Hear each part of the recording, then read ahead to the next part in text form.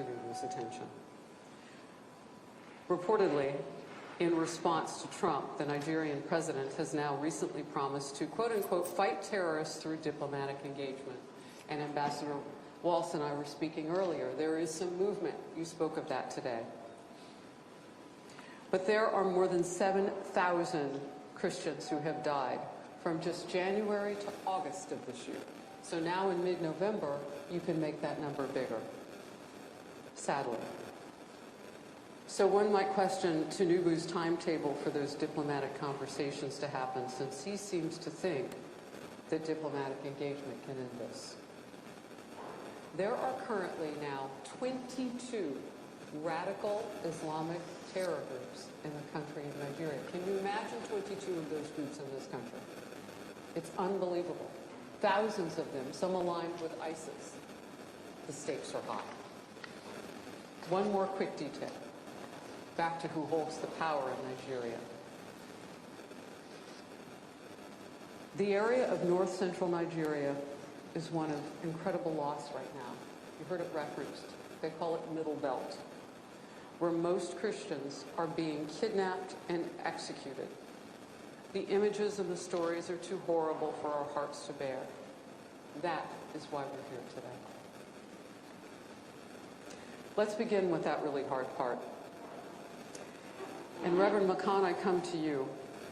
What are the religious realities on the ground for Christians right now?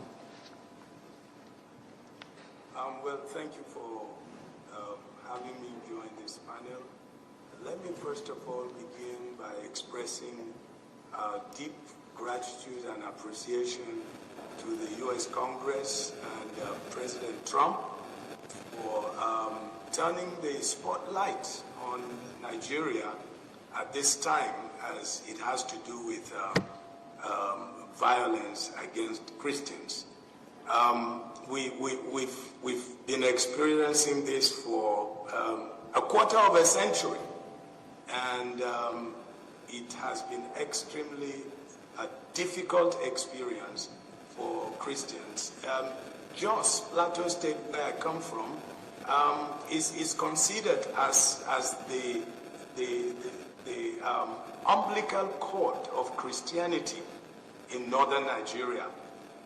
Jos is the host of, Western missionaries that have had calling to come and evangelize. So Jos is the umbilical cord for missionaries. And so Jos became like the first and primary target for Islamic extremism to launch their violence. And it has been a difficult experience because whole communities, villages, have been extinct as a result of this violence. I wish we have a lot of time because just in 2 counties, there are a whole lot of like 67 villages that have literally been wiped out because of the extremist attacks, especially by the Fulani militants.